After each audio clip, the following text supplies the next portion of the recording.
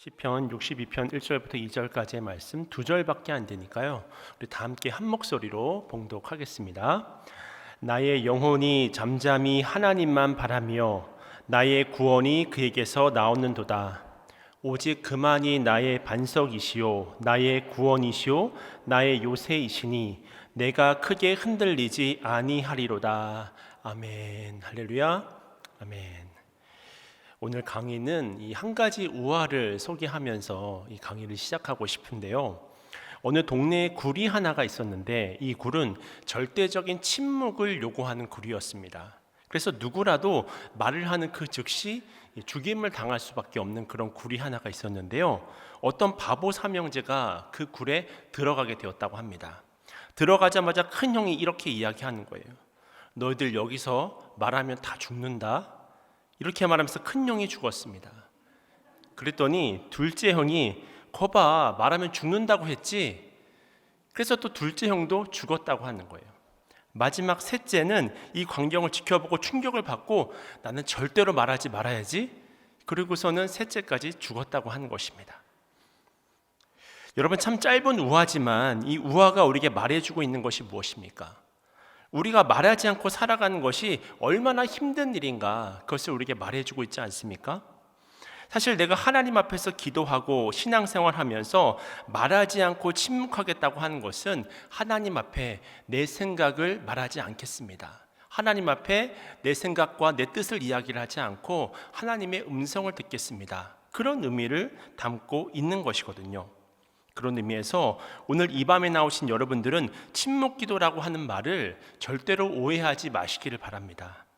침묵기도하라고 하는 것은 단순히 통성기도하지 말라고 하는 차원의 문제가 아니라고 하는 거예요. 여러분들이 통성으로 기도해도 기도하는 순간 우리는 침묵할 수 있습니다. 사실 통성기도라고 하는 것은 내 마음이 답답할 때 하는 기도잖아요. 상황이 꽉 막혀 있고 또 모든 것들이 다 내 뜻대로 안 되는 것 같고 내 마음이 굉장히 힘들어서 요동을 치고 있을 때 통성으로 기도할 때가 많습니다. 그렇게 토로하고 하나님 앞에 모든 것을 쏟아놓고 눈물 콧물 흘리면서 그렇게 전심으로 기도를 하다 보면 가슴속이 뻥 뚫릴 때가 있거든요. 모든 것이 정리가 되어지고 가지런히 내 마음이 정리가 되는 것입니다. 그런 후에 침묵으로 들어가 보는 거예요. 하나님의 세미한 음성을 들어보는 것입니다. 이처럼 내가 통성으로 기도하지만 그 기도가 단순히 나의 요구만을 이야기하는 것이 아니라 하나님의 음성을 듣고 하나님의 말씀을 듣고 내가 인내하며 하나님 앞에 나아가겠다고 하는 그 마음으로 드리는 기도가 바로 침묵 기도라고 하는 것입니다. 그래서 여러분들이 이 침묵 기도에 대한 강의를 들을 때 가장 먼저 기억해야 할 것은 이 침묵 기도라고 하는 것이 단순히 말하지 않는 차원의 의미가 아니구나 라고 하는 그 사실을 기억하면서 시작해야 된다는 거예요. 그렇다면 좀 더 구체적으로 침묵 기도라고 하는 것을 우리가 어떻게 묘사할 수 있을까? 우리는 종종 하나님이 창조하신 너무나도 멋진 광경을 보게 될 때면 한 말을 잃고 이 감탄사만 내뱉을 때가 있지 않습니까? 저 또한 바다에서 일출을 볼 때나 또는 힘들게 상 정상에 올라가서 상 정상에서 내려다 보이는 그 땅을 바라볼 때 얼마나 그 아름답습니까? 그러한 광경들을 바라볼 때나 또는 비행기를 타고 가다가 이 석양이 지는 구름 위에서의 광경 쉽게 볼 수 없잖아요. 그 광경을 보게 될 때면 야 하나님께서 창조하신 이 세계가 너무나도 아름다운 것이구나 그 생각과 함께 아무 말도 못하고 와 야 대단하다 그냥 감탄사만 내뱉는 것이죠. 마찬가지로 우리 신앙인들은 하나님 앞에서 할 말을 잃어버리는 거예요. 그래서 우리가 보통 예배의 부름으로 자주 사용하는 구절인 하박국서 2장 20절을 보면 다음과 같은 말씀이 있는데 오직 여호와는 그 성전에 계시니 온 땅은 그 앞에서 잠잠할지니라 하시니라. 이런 말씀이 있습니다. 무슨 말이냐면 온 세상의 창조주가 되시고 전능하시고 역사의 주관자가 되시는 무소부재하시는 그 하나님 앞에 우리가 서 있을 때 할 말을 잃어버리는 거예요. 그 영광 가운데 서 있을 때 할 말을 잃어버리는 것입니다. 그래서 이 침묵이라고 하는 것은 단순히 우리가 말을 하지 않는 차원의 문제가 아니라 알파와 오메가요 처음과 마지막이요 시작과 마침이 되시는 그 하나님 앞에 섬으로 두렵고 떨림의 마음으로 하나님 앞에 경외감을 느끼는 것입니다. 그러므로 할 말을 잃어버리는 거예요. 이런 떨림과 경외감이 있을 때 우리는 주님의 뜻에 묵묵히 순종하며 나아갈 수 있는 것입니다. 그런 의미에서 사무엘상 2장 30절 말씀은 다음과 같은 하나님의 마음을 우리에게 알려주고 있는데요. 사무엘상 2장 30절 말씀인데요. 나를 존중히 여기는 자를 내가 존중히 여기고 나를 멸시하는 자를 내가 경멸하리라. 그러니까 하나님께서는 하나님을 경외하고 하나님의 영광을 위해 살아가는 사람들을 존중하시겠다라고 말씀하십니다. 하지만 하나님을 멸시하는 사람은 경멸하겠다라고 이야기를 하시는 거예요. 그런 의미에서 우리가 행하는 침묵 기도는 하나님의 영광에 압도돼서 드리는 것입니다. 그래서 우리 인생에서 침묵 기도를 경험하는 것은 상당히 중요한 일이라고 하는 거예요. 그렇다면 구체적으로 우리가 어떻게 침묵으로 기도하면서 하나님 앞에 온전한 모습으로 나아갈 수 있을까? 그 첫 번째 방법은 모든 상황 중에 하나님 앞에 인내함으로 나아가는 것입니다. 사실 우리들의 침묵 기도가 실패하는 가장 큰 이유는 우리의 인내심이 부족하기 때문이에요. 우리들이 존귀하신 하나님 앞에 침묵으로 기도한다고 하는 것은 우리들이 아무것도 하지 않는 것이 아니거든요. 우리는 침묵으로 기도할 때 오히려 하나님 앞에 무엇을 해야 될지가 더욱더 구체적으로 드러나게 되는 것입니다. 왜냐하면 우리의 침묵을 통해서 우리가 말하는 것을 보는 것이 아니라 하나님께서 우리에게 말씀하시고 하나님께서 우리에게 음성을 들려주시는 그 모습을 우리가 바라보게 되는 것입니다. 그래서 오늘 이 시편의 주인공 다윗은 나의 영혼이 잠잠히 하나님만 바라미요 라고 고백하고 있잖아요. 다윗이 나의 영혼이 잠잠히 하나님만 바랍니다 라고 이야기했을 때 다윗은 아무것도 하지 않은 채 무방비 상태로 있겠다고 하는 말이 아닙니다. 하나님을 신뢰하기 때문에, 하나님께서 모든 소망의 근원이 되시기 때문에 인내함으로 기도하고 나가겠다고 하는 거예요. 그래서 다윗의 위대함이라고 하는 것은 그가 이스라엘의 위대한 왕이었기 때문이 아니라 날마다 하나님 앞에서 철저히 믿음으로 하나님만을 바라보며 신뢰했기 때문에 그가 바로 위대한 다윗이 될 수 있었다고 하는 것입니다. 우리가 잘 아는 것처럼 다윗이 사울에게 쫓겨다녀서 정말 여러 번 죽을 위기를 경험하게 되잖아요. 그 마음이 얼마나 답답하고 또 그 마음이 얼마나 원통했으면 그때 지은 시편의 기사들이 얼마나 많이 있습니까? 분명 다윗도 그 위기를 벗어날 수 있었던 기회가 있었거든요. 사울 왕을 잡아서 이 두 번이나 잡아서 죽일 수 있는 기회가 있어서 자신의 그 모든 고통과 어려움을 끝낼 수 있는 기회가 있었습니다. 하지만 그는 끝까지 사울 왕을 죽이지 않았습니다. 그 이유는 한 가지였는데 하나님을 신뢰했기 때문입니다. 사무엘상 24장 6절을 보니까요, 자기 사람들에게 이르되 내가 손을 들어 여호와의 기름 부음을 받은 내 주를 치는 것은 여호와께서 금하시는 것이니 그는 여호와의 기름 부음을 받은 자가 됨이니라 하고, 다윗이 사울 왕을 죽이지 않았던 이유가 무엇입니까? 하나님을 신뢰했기 때문입니다. 하나님의 심판을 기다리면서 인내했던 것입니다. 이처럼 우리가 인내한다고 하는 것은 도피가 아닙니다. 가로놓기 답이죠. 도피가 아닙니다. 내가 끝까지 하나님 앞에 옳은 길을 가면서 하나님의 뜻대로 살아가는 것을 말한다고 하는 거예요. 절대로 인내는 도피가 될 수 없습니다. 그런 의미에서 우리가 이 인내를 오해해서는 안 됩니다. 인내는 아무것도 하지 않는 것이 아니라 끝까지 하나님을 잠잠히 기다리면서 신뢰하는 거예요. 오히려 우리들이 어려운 상황이 닥칠 때마다 분을 참지 못하고 인내하지 못할 때 어떻게 보면 하나님께서 우리에게 작정하고 부어주시고자 하는 그 축복을 우리가 외면해 버리는 것과 마찬가지라고 하는 것입니다. 사실 이러한 다윗의 침묵은 시편 39편에도 잘 나타나 있는데요. 시편 39편 1절과 2절 말씀입니다. 내가 말하기를 나의 행위를 조심하여 내 혀로 범죄하지 아니하리니 악인이 내 앞에 있을 때에 내가 내 입에 재갈을 먹이리라 하였도다. 내가 잠잠하여 선한 말도 하지 아니하니 나의 근심이 더 심하도다. 시편 39편도 참 답답한 다윗의 마음을 보여주고 있는 시편입니다. 여기서 다윗은 자신의 침묵이 힘들었던 이유를 밝혀주고 있잖아요. 왜냐하면 너무나도 명백한 악인이 자신의 앞에 있기 때문입니다. 여러분, 나에게 있어서 악인이 누구예요? 이 사람은 명백히 틀린 사람입니다. 내가 봐도 그렇고 다른 사람이 봐도 그렇고 무조건 이 사람은 틀린 사람입니다. 근데 상대적으로 나는 어떤 사람이에요? 잘못한 것이 없거든요. 의인이거든요. 그러니까 힘든 거예요. 근데 놀라운 사실은 다윗이 여기서 결심을 하잖아요. 나를 부당하게 대하고 나를 저주하는 자들을 향해서 내가 잠잠하겠다고 하는 것입니다. 그래서 하나님 앞에 잠잠하겠다, 침묵하겠다, 그런 이야기를 하는 거예요. 그래서 시편 39편을 보면 심지어 내 입에 재갈을 물리겠다고 하는 표현도 사용하고 있습니다. 그러면 어떤 일이 일어나는 줄 아십니까? 그러면 하나님께서 우리를 불쌍하게 여기시는 거예요. 그러면 하나님의 은혜는 그때로부터 시작되는 줄로 깨달으시길 축원합니다. 그래서 시편 39편 2절도 여러분이 한번 보시면 다윗은 심지어 선한 말도 하지 않겠대요. 그러니까 속에서는 얼마나 이 가슴 속에서 이 원망, 이 분노가 막 불같이 일어오릅니까? 근데 그때가 바로 역설적으로 기도가 터져 나오는 때라는 거예요. 그래서 사라 맥나한이라고 하는 사람은 하나님의 임재에 들어가는 패스워드는 침묵이다, 그런 이야기를 했습니다. 하나님의 임재 속에 들어가려면 침묵하지 않고서는 하나님의 깊은 임재를 우리가 경험할 수 없다고 하는 것입니다. 그런 의미에서 기도가 안 되는 사람의 특징이 있는데 그 사람은 불평이 많은 사람입니다. 불평이 많고 원망이 많다 보면 기도할 힘을 다 잃어버리는 것, 그 에너지를 다 잃어버리는 것입니다. 반면에 불평을 침묵으로 참고 있으면 그때부터 기도에 불이 붙는 거예요.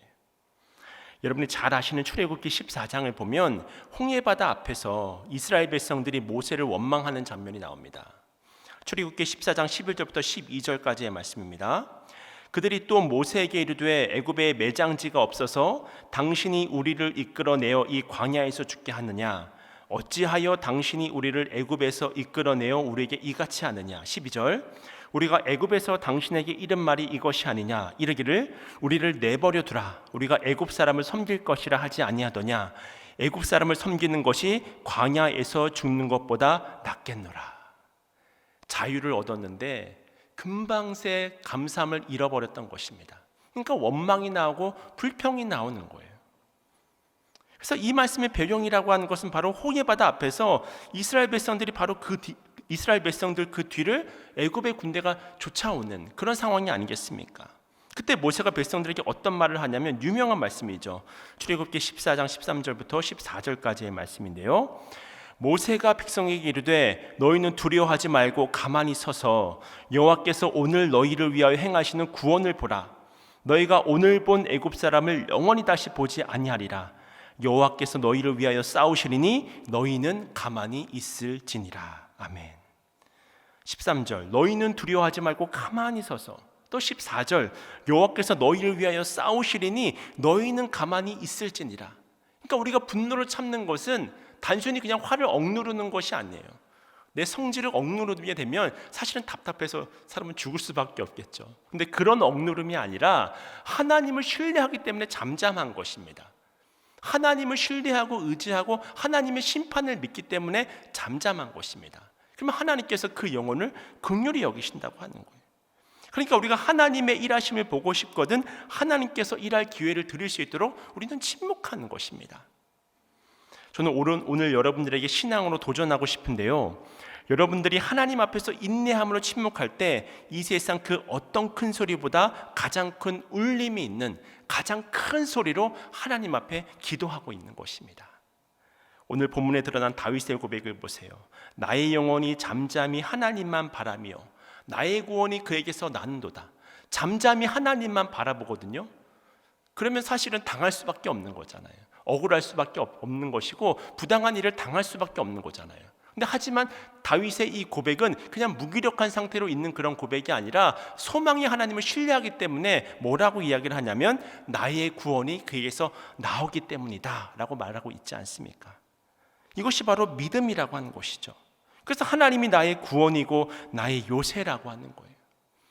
이처럼 우리가 인내함을 통해서 침묵으로 잠잠히 하나님만 바라보며 나아갈 때 다른 그 어떤 때보다 능력의 기도가 나오는 줄로 믿습니다.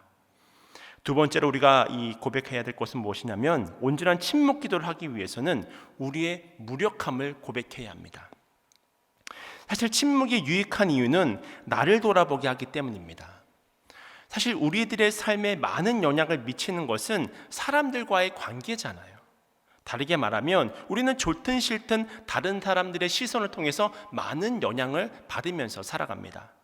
근데 우리가 침묵을 하게 되면 나를 돌아보게 되고 하나님을 발견하게 되는 거예요. 그래서 하나님과의 교제가 이루어지는 것입니다.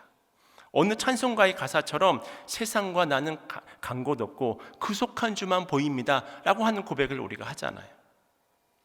우리가 출애굽기 3장을 보면 모세가 내가 누구인데 나를 부르십니까? 그렇게 이야기하지 않습니까? 잊혀진 존재, 자신의 그 모든 자존감이 다 무너진 그 상태에 있을 때 그 다음 3장 13절을 보시면 하나님에 대한 언급이 있는데 그때 하나님께서 나는 스스로 있는 자다라고 말씀하시지 않습니까? 그러니까 자신의 무기력을 고백한 후에 스스로 계신 하나님을 바라보게 되어지는 거예요. 이사야도 마찬가지죠. 화로다 나로 망하게 되었도다, 그 고백을 하게 되잖아요. 여기서부터 새롭게 하나님과의 관계가 정의가 되어지는 것입니다. 이처럼 우리가 하나님 앞에 침묵하게 되면 하나님과의 관계가 새롭게 열리기 시작하는 거예요. 그래서 노르웨이 신학자 오 할레스비의 기도라고 하는 책을 보면요, 오직 어떤 사람이 기도한다? 무기력한 사람만이 기도한다라고 했습니다. 무슨 말입니까? 하나님께서 우리를 기도의 사람으로 만들어 주시기 위해 주는 복이 무엇이냐고 하냐면 바로 무기력이라고 하는 거예요. 이건 역설이잖아요. 여러분 꼭 기억하시길 바랍니다. 힘이 있는 사람이 기도하는 것이 아닙니다. 이 무기력이라고 하는 것은 바로 하나님을 향한 소망이 있는 사람입니다. 그래서 그 사람이 내 안에 의지할 것이 아무것도 없을 때, 마치 내 영혼이 파산 상태에 있을 때, 그래서 마치 우리가 산상수훈에서 예수님께서 말씀하셨던 심령이 가난한 자, 바로 내 영혼이 파산 상태가 되었다고 하는 사실을 깨달았을 때 그때 우리는 기도하는 것입니다. 그래서 사도 바울도 고린도후서 4장 8절에서 이렇게 이야기하는데요, 우리가 사방으로 우겨쌈을 당하여도 쌓이지 아니하며 답답한 일을 당하여도 낙심하지 아니하며. 역설이거든요. 답답한 일 당한다고 하는 거 무기력한 상황이죠. 우겨쌈을 당한다고 하는 거 내가 아무것도 할 수 없는 무기력한 상태가 아니겠습니까? 그런데 사도 바울이 고백하는 것은 무엇이냐면 우겨쌈을 당해도 쌓이지 아니하고 답답한 일인데, 분명 세상 사람들이 보면 답답한 일인데 낙심하지 아니한다라고 이야기를 하고 있지 않습니까? 왜냐하면 만왕의 왕이신 하나님을 바라보면서 기도할 수 있기 때문입니다. 그러니까 우리가 기도할 수 있다면 우리가 어떤 상황, 어떤 장소에 있다고 할지라도 우리에게는 반드시 소망이 있는 줄로 믿습니다. 이처럼 하나님으로부터 일이 풀리기 시작하면 이제는 방향이 바뀌기 시작하는 거예요.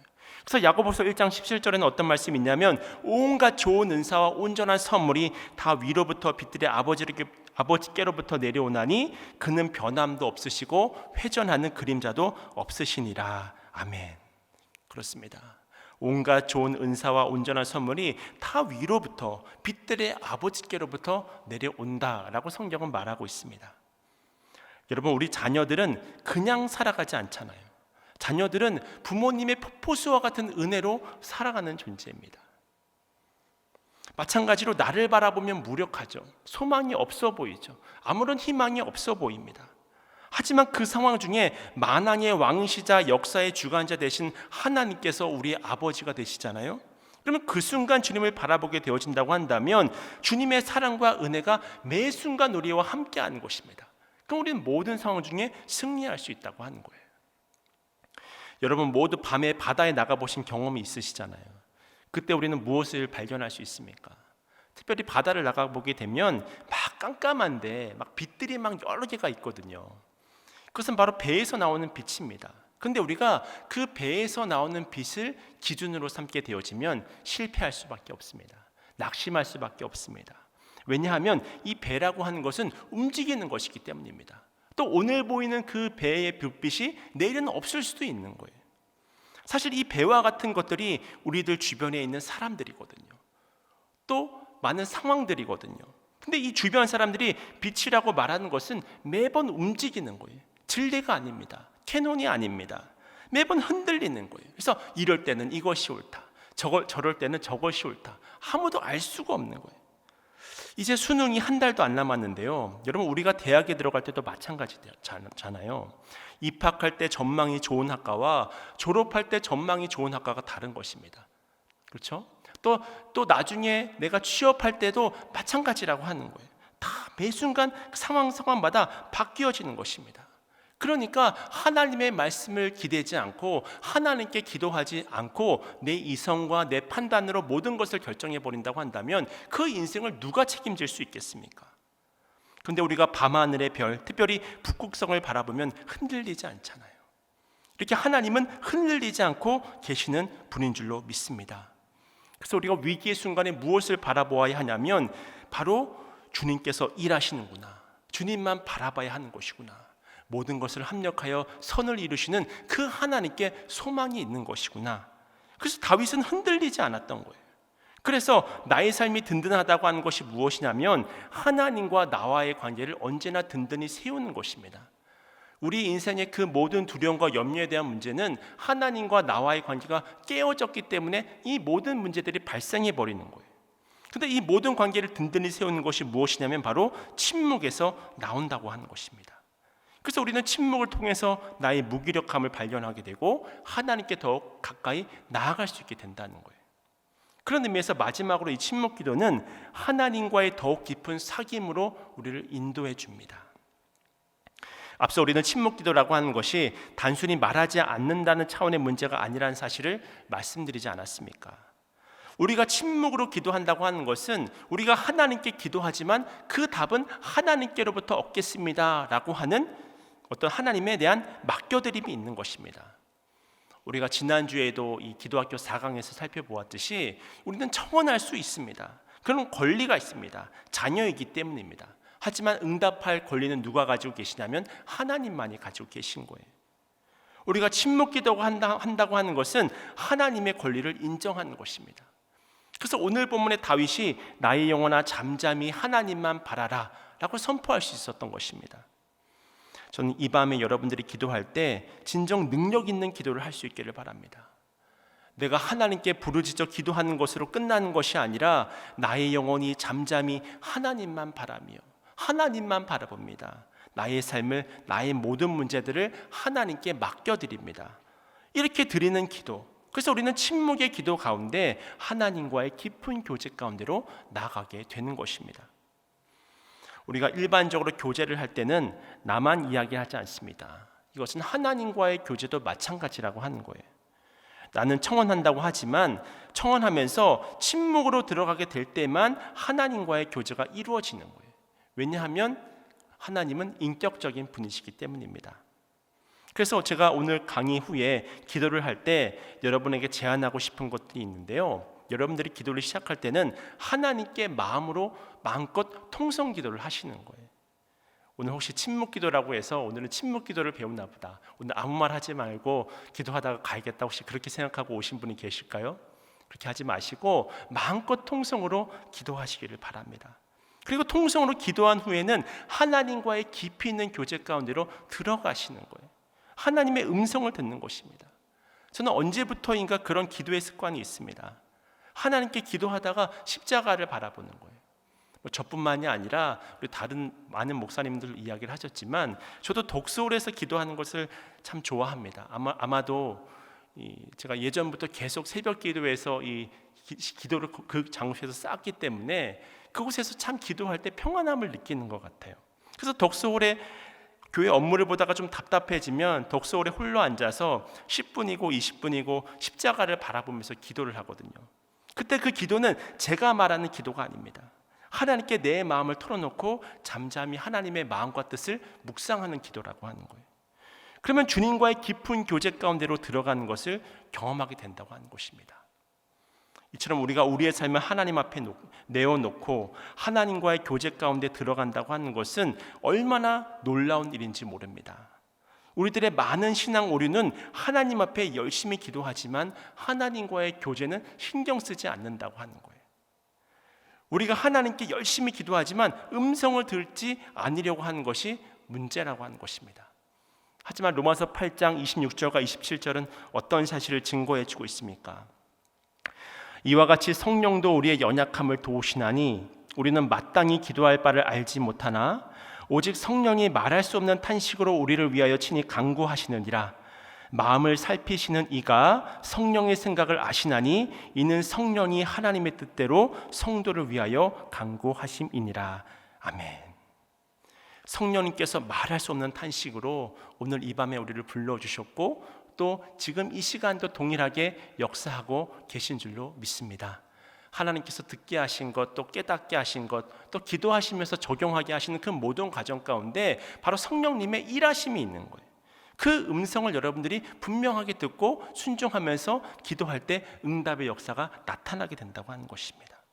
그런 감사 하나님의 역사들을 여러분들이 경험하시길 바랍니다. 분명 여러분, 말이라고 하는 것은 소통을 가능하게 합니다. 하지만 말은 어느 정도의 소통만 가능하게 할 뿐 정말 깊은 교제 가운데 들어가고 간다고 하는 것은 바로 침묵이거든요. 제가 어떤 때는 너무나 힘들어하는 교인분들을 바라보게 되면 아무런 말도 할 수 없을 때가 있습니다. 어떤 때는 기도조차도 못할 때가 있어요. 그럴 때는 함께 울어주는 것이죠. 그냥 곁에 있어주는 것이죠. 만약에 그분이 동성이라고 한다면 손을 잡아줄 수도 있고 안아줄 수도 있는 것입니다. 그러면 우리가 던지는 그 어떤 말보다 큰 위로가 되는 거예요. 성령님께서 여러분의 연약함을 도우시는 줄로 깨달으시길 축원합니다.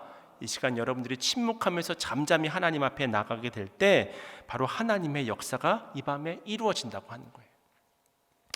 김정준 목사님이 지은 나의 투병기라고 하는 책에 이런 기도시가 있습니다. 제가 좀 읽어드릴게요. 주여, 전에 내가 생각하기를 은혜가 시련보다 좋다고 했습니다. 그래서 은혜를 간구했고 내게 있는 시련은 없어지기를 빌었습니다. 그러나 주여, 지금 생각하니 은혜만이 은혜가 아니라 시련도 은혜입니다. 은혜만 간구할 것이 아니라 시련도 간구할 것입니다. 은혜만 욕심낼 것이 아니라 시련도 원할 것입니다. 시련에서 받는 은혜처럼 고귀한 것이 없고 은혜로 받은 시련처럼 보배로운 것이 없습니다. 은혜도 잘못 받으면 그것이 참기 어려운 시련이 되고 시련도 잘 받으면 이것이 가장 큰 은혜가 되옵니다. 오 주여, 은혜를 주시든지 시련을 주시든지 주님 뜻대로 하옵소서. 주여, 주가 주시는 은혜이고 주께서 주시는 시련이므로 어느 것을 더 사랑하고 어느 것을 더 원하겠습니까? 모두가 축복이오니 은혜와 시련에서 주님만 찬송하게 하옵소서. 모두가 축복이오니 은혜와 시련 속에서 주님만 찬송하게 하옵소서. 나의 영혼이 잠잠히 하나님만 바라봅니다. 이런 입술의 고백을 통해서 우리는 하나님의 뜻을 깨달을 수 있는 것이 아니겠습니까? 여러분, 우리가 기도하는 것이 잘못된 것이 아닙니다. 하나님 앞에서 우리가 소리내어 열심히 기도하는 것은 분명 잘못된 것은 아닙니다. 그런데 우리의 기도가 일방적인 것이 되지 않기 위해서는 항상 침묵의 자리로 하나님의 음성을 듣는 그 과정 가운데로 여러분들이 들어가셔야 합니다. 하나님의 영광 가운데 있을 때 우리는 잠잠할 수밖에 없습니다. 역사의 주관자는 하나님이 되십니다.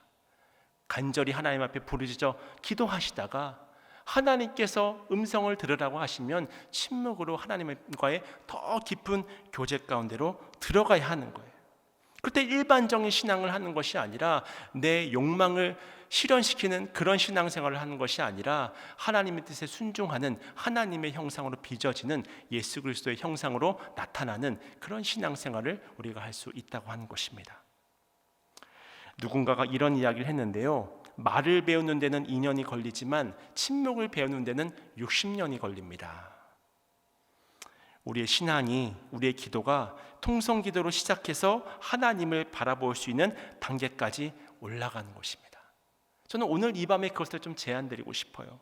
오늘은 강의 후 여러분들이 기도하실 때 아까도 말씀드렸던 것처럼 통성으로 기도를 시작하시고 또 하나님의 음성을 듣고 여러분의 삶에서 구체적으로 일하시는 하나님의 손길과 성령님께서 우리의 삶 가운데 간구하고 계시고 우리의 연약함을 돌봐주시는 그 모든 것들을 한번 느껴보시고 경험하시고 체험해 보시기를 바랍니다. 그렇게 오늘 우리가 이 밤에 뜨겁게 기도하고 십자가를 바라보면서 하나님의 음성도 듣고 또 하나님의 응답도 받는 귀하고 복된 이 밤 기도의 시간이 되시기를 주님의 이름으로 축원을 드립니다.